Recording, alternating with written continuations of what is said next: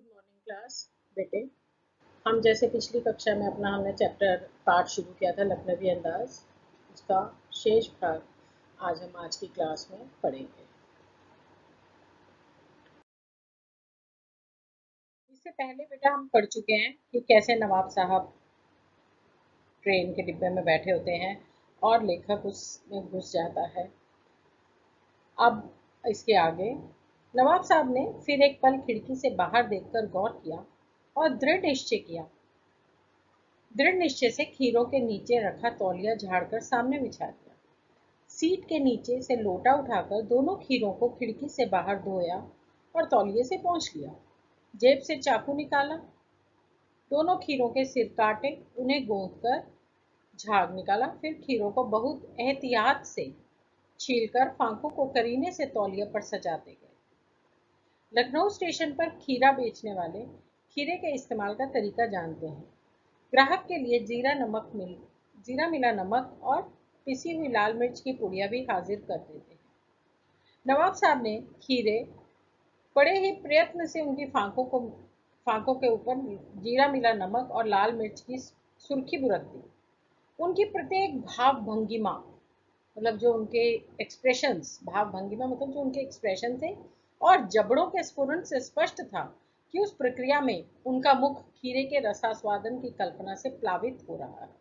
मतलब जो उनकी भावभंगी जो एक्सप्रेशंस थे वो ऐसा लग रहा था कि जैसा जैसा वो खीरे के ऊपर नमक मिर्च लगा रहे हैं तो उसका वो स्वाद भी लेते जा रहे हैं।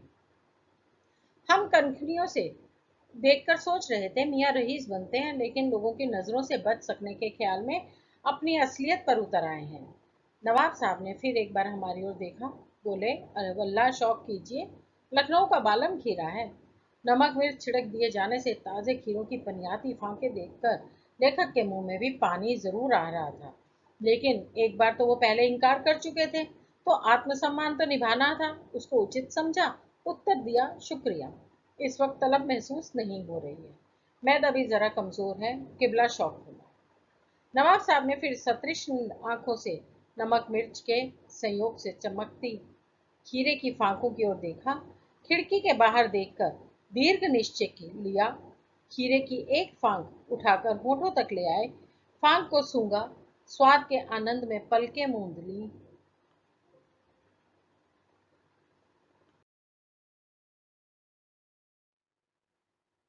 मुंह में पानी भर आए, पानी का घूंट गले से उतर गया।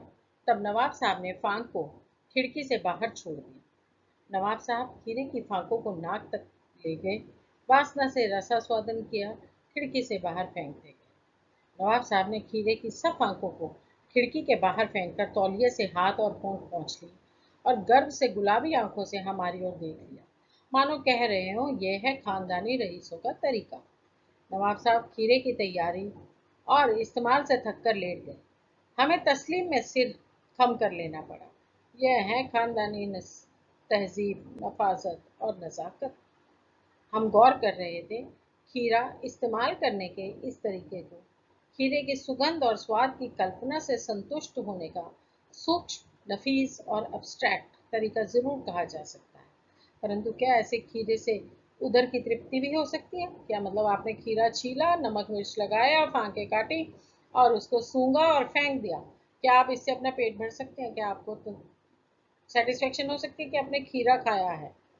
नहीं। पर इतनी देर में उन्होंने क्या सुना कि नवाब साहब की ओर से भरे पेट के ऊंचे डकार का शब्द भी सुनाई दिया। ऐसा लगा जैसे नवाब साहब का खीरा खा के पेट भर गया है और उन्होंने भरे पेट से डकार भी ले ली। और नवाब साहब ने हमारी ओर देखकर कह दिया, खीरा लजीज होता है लेकिन होता है शकील, नामुराद मैदे पर बोझ डालता है, मतलब पेट में दर्द भी कर देता है। ज्ञान चक्षु खुल गए, पहचाना, यह है नई कहानी के लेखक। खीरे का सुगंध और स्वाद की कल्पना से पेट भर जाने का डकार आ सकता है। मतलब लेखक कहता है कि अगर खीरे को हमने छीला, काटा, नमक मिर्च लगाया और उसके छीलने से ही मात्र उसकी सुगंध से ही पेट भरकर डकार आ सकता है, तो क्या कोई लेखक जो है वो बिना विचार के, बिना घटना के, बिना पात्रों के क्या कोई नई कहानी लिख सकता है? बताइए इसका उत्तर। तो इसमें लेखक ने व्यंग्य किया है। वो कहता है कि हमेशा किसी भी कहानी की रचना के लिए घटना की, पात्रों की, और जब तक उस पर विचार विमर्श नहीं करेंगे तब तक आप कहानी लेखन नहीं कर सकते। तो ये सब एक व्यंग्यात्मक व्यंग्य किया है लखनवी नवाबों पर। बेटा पाठ पूरा हो गया, पाठ आपने पढ़ लिया, समझ लिया।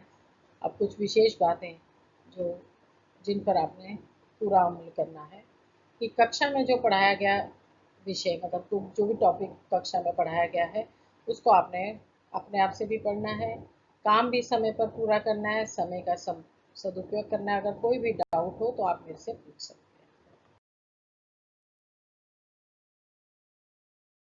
आपका पाठ लखनवी अंदाज पूरा हो गया।